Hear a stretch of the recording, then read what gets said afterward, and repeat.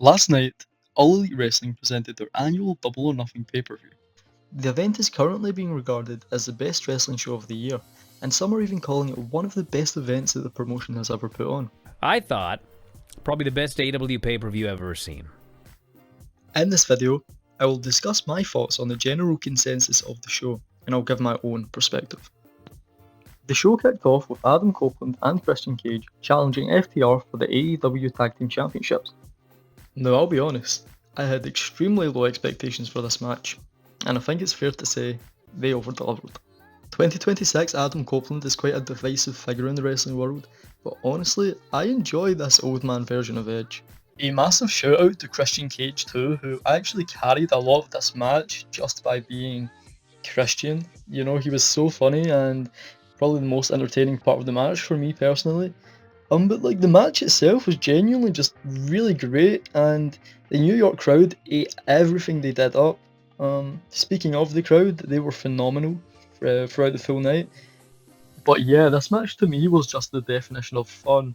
I had a good time. The flaming table spot was awesome, and the Beth Phoenix return was also cool. You can tell Edge and Christian had a lot of fun, and them having a lot of fun makes me happy. The second match on the card was Kazuchika Okada defending the AEW International title against Konosuke Takeshita. This match was tremendous. Honestly, sometimes these matches go a little bit too far for me, and if honest, Takeshita does a little bit too much for me as well. Sometimes the overselling can get a little bit annoying, but for some reason, I loved this match. I was just biting into everything they were doing. The crowd loved it. Some of the near falls were amazing, and Takeshita getting the win in the end was 100% the right result. So yeah, this is definitely one of my personal matches of the year, and it's a match that I already know Dave Meltzer is going to break the scale for, so yeah. Next, we had Athena defeating Mina Shirakawa in an Owen Hart Foundation 2026 Women's Quarter-Final match. This was good actually. I think it was definitely the weakest match on the card from an in-ring perspective, but I liked it a lot. Mina is a great wrestler, Athena is a tremendous wrestler, and they did their thing, you know. I wish they were given maybe a few more minutes.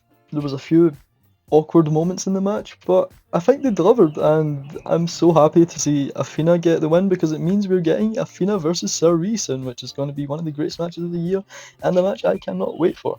But yeah, good match, probably overshadowed by a phenomenal card.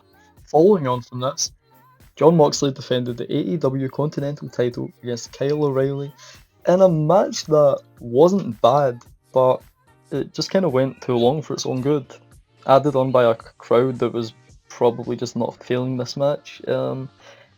Probably one of the weakest matches on the card for sure, but it wasn't bad, as I said. It's just I kind of struggled to get into it, and I think the crowd being dead didn't help at all.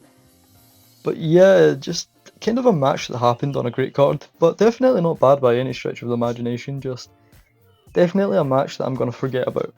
The next match on the card was a match that I was very, very excited for, and it definitely delivered.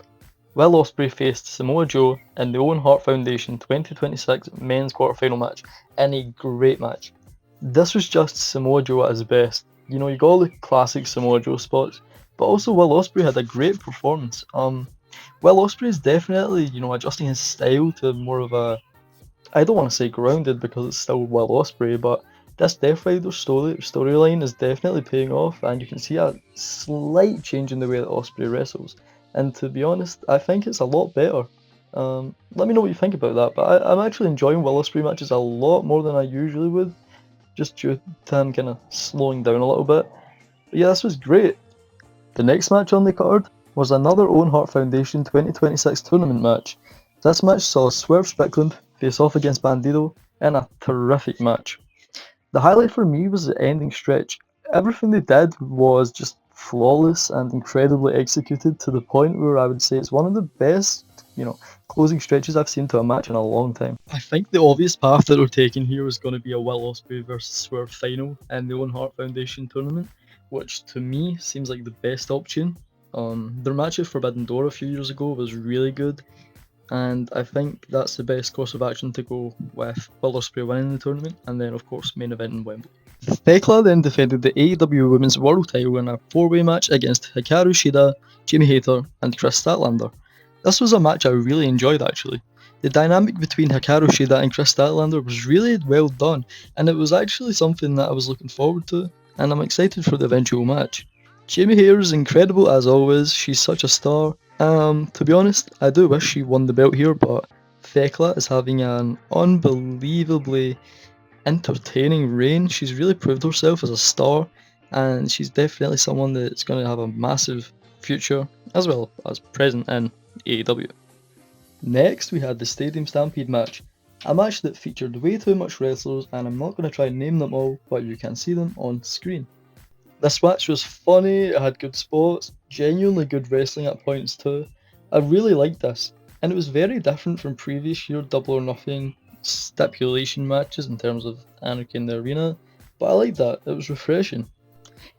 I could analyse this match more and go into more detail, but I feel like it's one of those matches where you kind of just appreciate the stupidness of it and kind of just not criticise what's happening and just, you know, stop being a critic and be a consumer, which is something I don't usually condone, but in this case, why not? It was fun. Next up, we had the main event. This match seen Darby Allin defend the AEW World Championship against MJF.